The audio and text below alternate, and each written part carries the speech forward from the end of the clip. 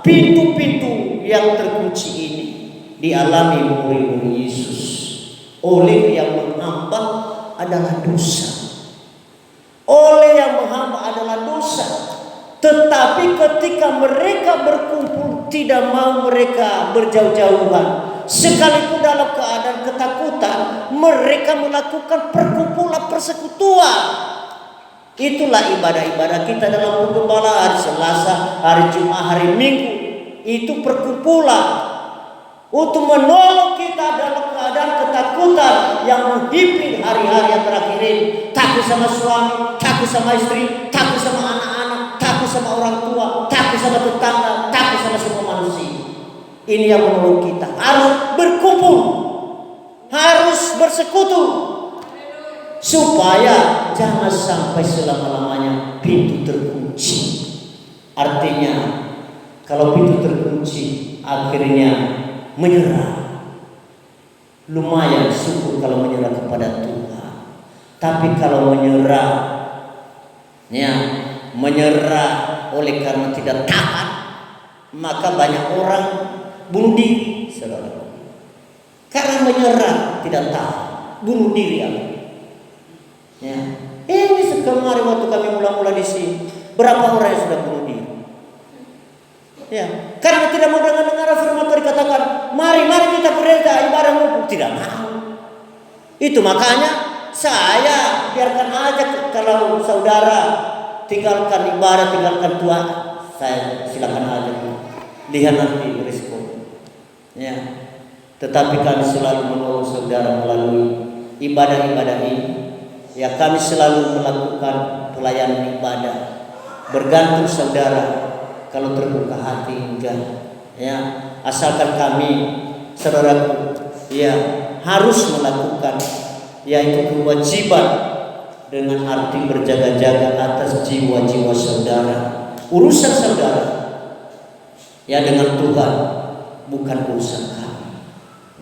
Urusan kami adalah hanya menyampaikan firman Tuhan. Urusan kami hanya menolong supaya hati saudara menjadi lega. Bisa saudara juga seperti ini dalam keadaan pintu-pintu yang terkunci, saudara mendapat jalan keluar. Dalam keadaan saudara juga hatimu tertutup, bisa tertolong saudara melalui saudara membuka hati. Membuka hati. Ketika murid-murid ini berkumpul, disitulah Yesus berdiri. Kalau kita berkumpul setiap ibadah-ibadah, 3 ibadah pokok penggembalaan, 3 ibadah pokok dalam penggembalaan, Selasa, Jumat, Minggu, harus saudara punya iman, punya hati percaya bahwa di sanalah Yesus berdiri. Amin. Di sanalah Yesus berdiri ketika kami berkumpul bersama-sama. Apapun yang menjadi masalah persoalan sepertinya terkunci hidup kami, maka Tuhan Yesus di sana berdiri dan Dia menyampaikan damai sejahtera bagi kamu. Jadi damai sejahtera bagi kamu. Di mana asalnya saudara? Oleh karena kita hidup di dalam kebenaran. Kebenaran itu adalah beribadah.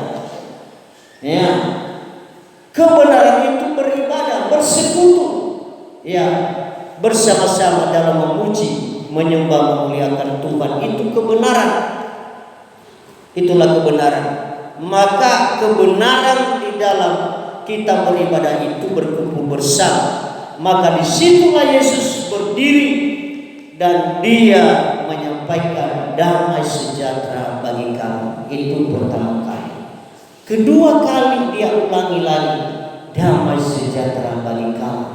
Lalu apa yang dilakukannya? Dia mengubusi mereka dengan Roh Kudus.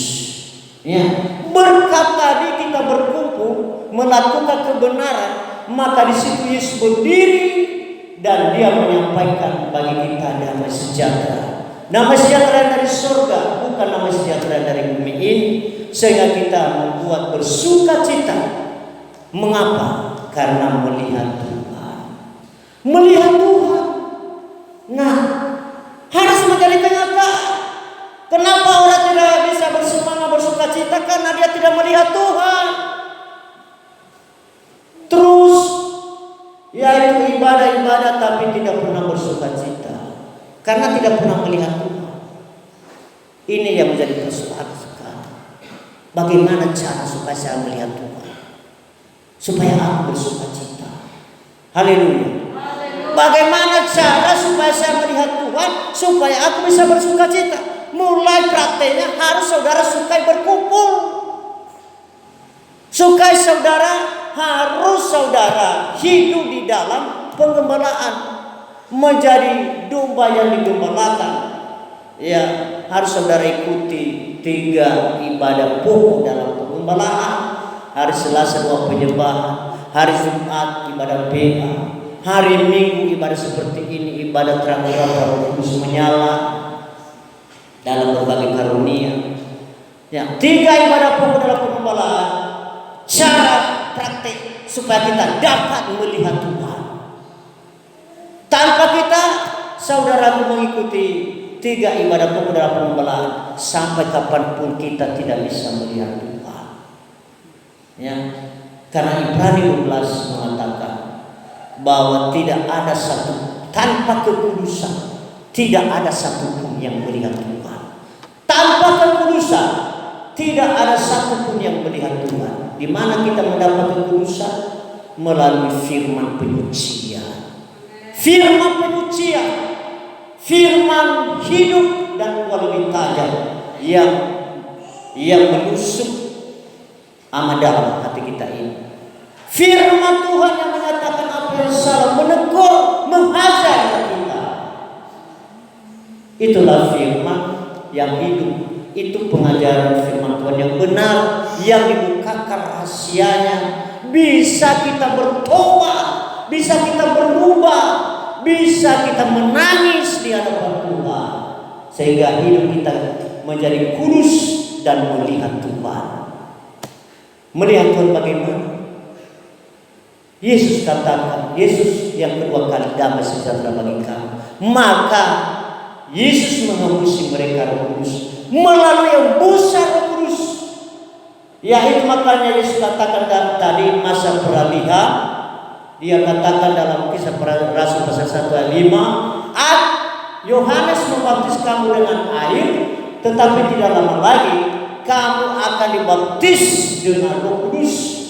Ya, hasil daripada kita hidup dalam kebenaran, hidup dalam penggembalaan, ya kita mengikuti 3 ibadah pokok dalam penggembalaan, maka kita menerima damai sejahtera dan embusan daripada Roh Kudus.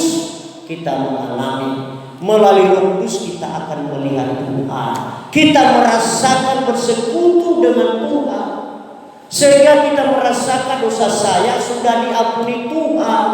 Tanpa Roh Kudus masih kita tertuduh. Jangan-jangan aku ini orang yang berdosa. Ya, jangan-jangan aku ini, aduh, dosa saya besar sekali. Ya, tetapi ketika kita diembusi dengan Roh Kudus, dipenuhi, dibaptis dengan Roh Kudus, maka kita merasa sudah diampuni. Kita sudah diampuni, sehingga kita mengalami masa peralihan. Masa peralihan bagaimana? Kisah Para Rasul pasal 1 ayat 8. Kisah Para Rasul pasal 1 ayat 8. Demikianlah firman Tuhan. Tetapi kamu akan menerima kuasa kalau Roh Kudus turun ke atas kamu, dan kamu akan menjadi saksiku di Yerusalem, di seluruh Yudea dan Samaria dan sampai ke ujung bumi. Nah, ini masa peralihan. Ketika kita diembusi Roh Kudus, maka kita merasakan pengampunan dari Tuhan, sehingga dosa kita sudah hilang, sudah tidak ada lagi. Sehingga kita merasakan kuasa. Kita diutus Tuhan untuk menolong orang yang berdosa, untuk melepaskan mereka dari segala dosa, sehingga kita bisa menolong mereka mereka, dosamu diampuni Tuhan, dosamu tidak ada lagi. Itu berkat kuasa Roh Kudus.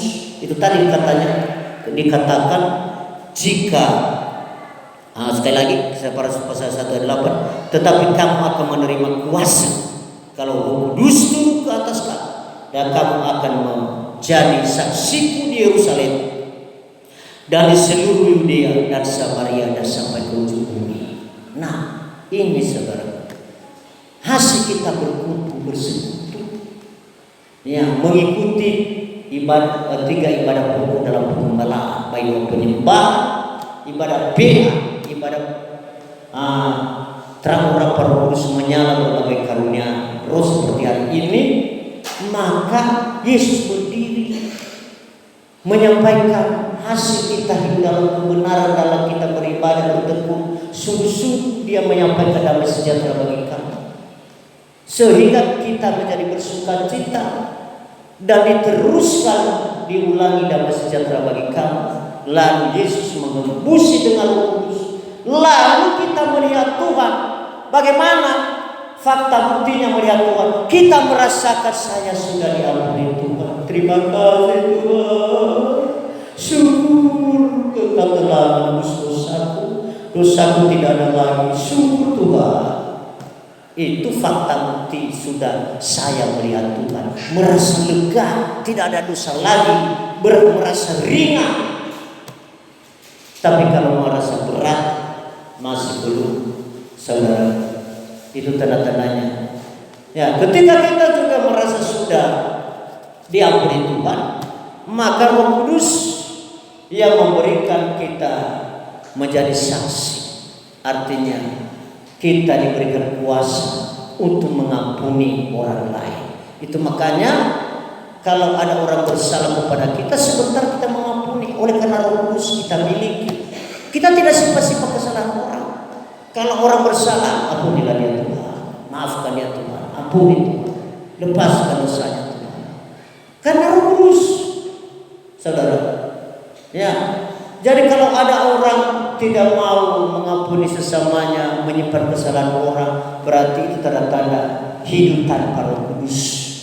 Hidup tanpa Roh Kudus dalam surah Yudas dikatakan akhirnya pengecek, pemecah belah, mengata-ngatai. Itu aja kerjanya, menggosip.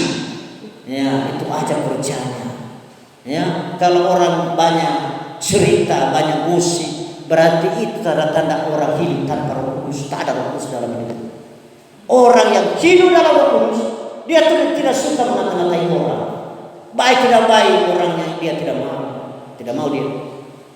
Itu orang tanda-tanda yang hidup dalam Roh Kudus, saudara. Yang lebih suka dia untuk menolong orang, melepaskan orang, menjadi saksi Tuhan, mengampuni orang, ya, mendoakan orang, saudara. Itu pekerjaan Roh Kudus. Nah, selama saudaraku juga masa peralihan ini 40 hari Yesus menunjukkan dirinya ini dalam hal membuktikan bahwa dia punya kuasa di surga dan di bumi tentang hal kerajaan Allah, supaya harus benar-benar kita hidup, ya, di dalam kebenaran. Karena itu satu-satunya soal kerajaan Allah tentang kebenaran. Berarti kita harus mempertajam telinga kita, dengar-dengar kepada firman Tuhan, ya, supaya benar-benar suasana 40 hari, saudaraku, ya, suasana mematikan, membinasakan segala kejahatan, ya, membinasakan, mematikan segala kejahatan. Dalam suasana 40 hari, suasana kebangkitan Yesus, tidak lagi berkuasa yang jahat. Jadi kalau kita hidup dalam kebenaran, mempertajam telinga dalam mendengar firman Tuhan, berarti hidup kita tidak dikuasai oleh yang jahat. Ya, tidak, iblis takut. Nah, mari kita lihat bahwa masa 40 hari ini, saudaraku, benar-benar masa membinasakan yang jahat. Dalam Kejadian pasal 7, ya, Kejadian pasal 7 ayat 5, 4. Kejadian pasal 7 ayat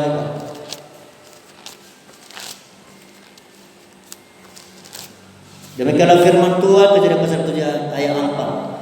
Sebab 7 hari lagi aku akan menurunkan hujan ke atas bumi 40 hari 40 malam lamanya, dan aku akan menghapuskan dari muka bumi segala yang ada yang kujadikan itu. Ini hitungan 40 hari untuk menghapuskan yang jahat. Itu sebabnya Yesus harus bersama-sama dengan muridnya selama 40 hari supaya yang jahat itu benar-benar dilenyapkan, saudara. Ya, jadi suasana 40 hari itu berarti suasana mempertajam telinga untuk mendengarkan kebenaran. Itulah isi soal kerajaan Allah. Nah, itu saudara, suasana 40 hari.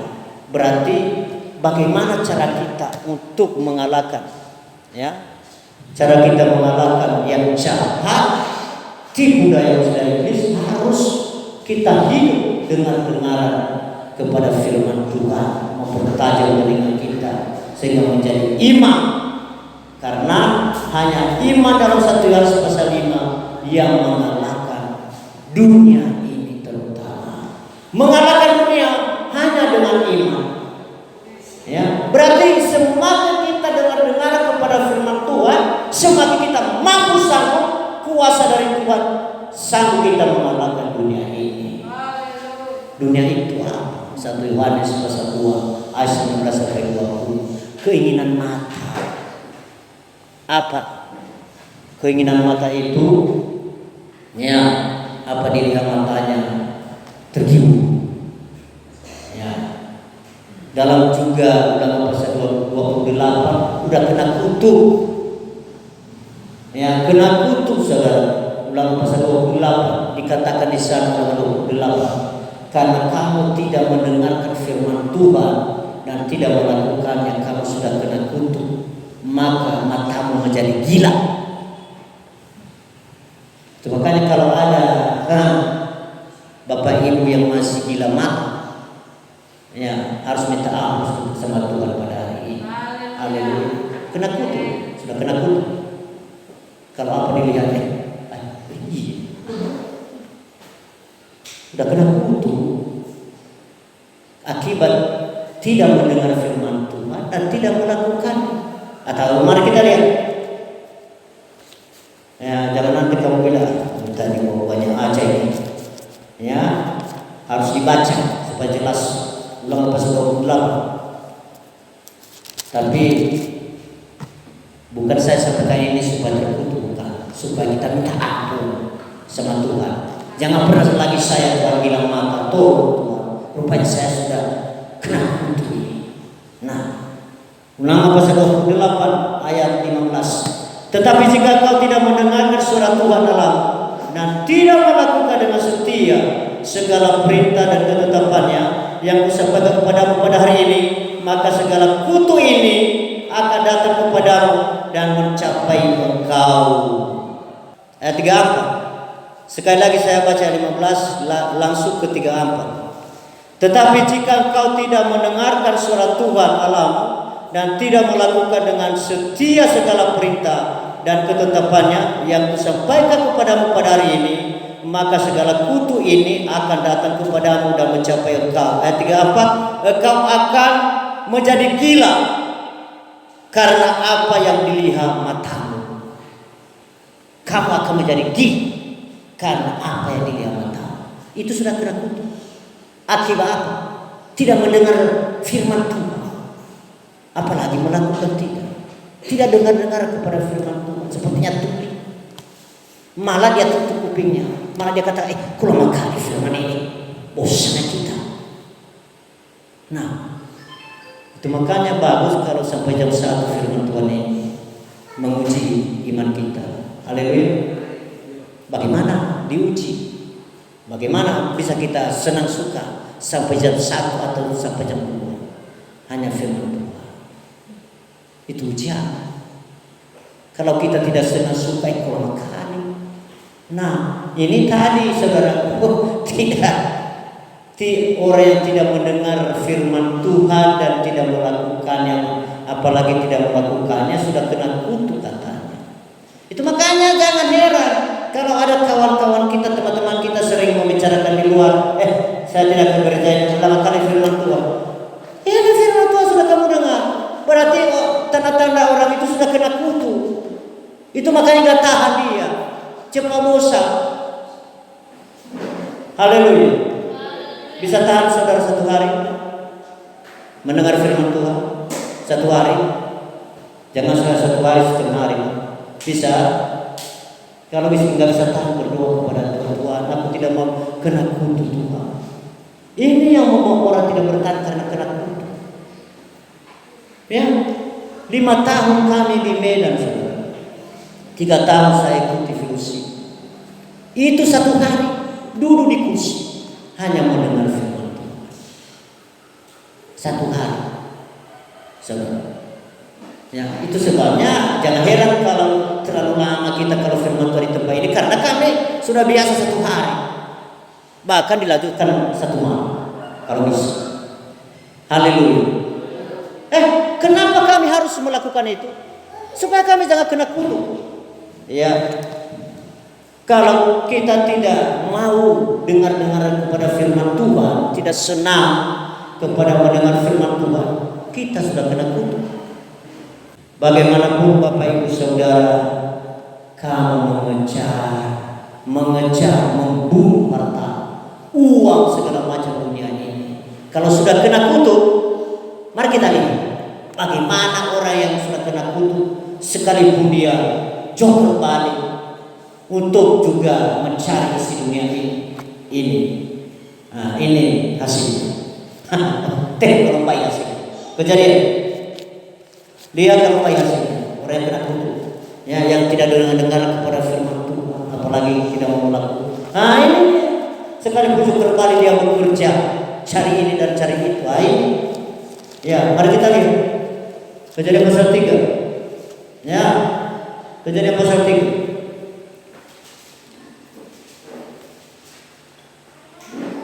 Kejadian pasal 3.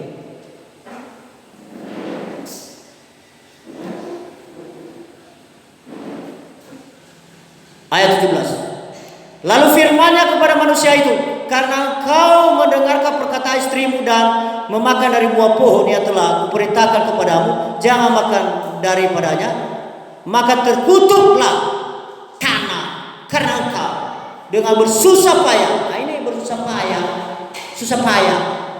Nah, bersusah payah engkau akan mencari rezekimu dari tanah seumur hidupmu. Apa yang terjadi? Semaduri dan rumput-duri yang akan dihasilkannya bagimu, dan tumbuh-tumbuhan di padang akan menjadi makanan. Ya, sampai semaduri, saudara. Coba kalau semaduri semakin besar, semakin lama, semakin lebat, lama-lama menjadi hutan. Bagaimana bisa kita lewat? Kita bingung, mana jalan?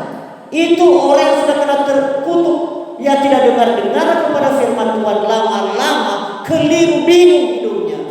Karena semaduri semakin besar, semakin menjadi hutan. Ini ibu kita semalam sampai juga dia kembali nyasar dia di sana di benahnya. Seperti itu dia, saudara.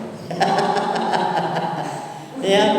Kalau sempat kita seperti itu, aduh, kalau kita, ya, sampai kita lemas, tidak berdaya, letih, lesu, lama-lama kita mengamuk-ngamuk, marah-marah, ya, hanya sedikit gerak, ya, ngomong lagi tidak terkendali, ya, kata-kata lagi keluar dari mulut, kata-kata kotor.